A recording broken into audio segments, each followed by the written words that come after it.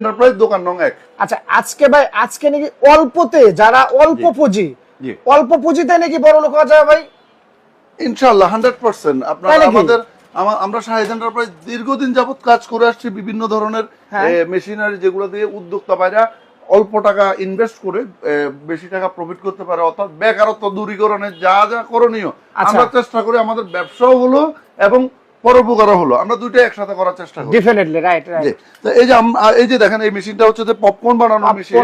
যাদের পুঁজি কম তারা অল্প পুঁজি দিয়ে এটা দিয়ে ব্যবসা করতে পারবে। যে এখন শীতকাল আসতেছে, শীতকালে এই মেশিনটা খুবই খুবই মানে চমৎকার স্কুলে অথবা রাস্তার সামনে। হ্যাঁ, আর এইখানে আমি অল্প পরিমাণে সরষের তেল দিয়ে দিলাম। আচ্ছা আচ্ছা। এবং আমি এটা তো ভুট্টা ভাই দেখতেছি। হ্যাঁ ভুট্টা এনে রাখলাম। আচ্ছা এই যে একটু একটু একটু ভুট্টা দিব অল্প পরিমাণে। একটু ভুট্টা দেব দর্শকদের। অল্প যদি বলতে যাই এটা তো হাফ কেজির মতো হবে না এখানে? অল্প, এখানে অল্প টাকার, এখানে 20-30 টাকার ভুট্টা দিলাম।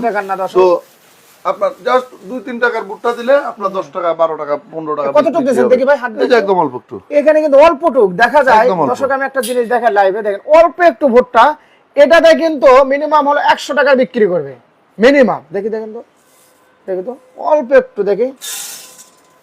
এই রে দেখছেন অল্প একটু দিলাম কিন্তু লাইভে কিন্তু আমরা দেখাই দিচ্ছি দেখেন। এই যে একটু আচ্ছা একটু বিট লবণ দিলাম ওকে। এবং এখানে উপরে ঢাকনা দিলাম ওকে।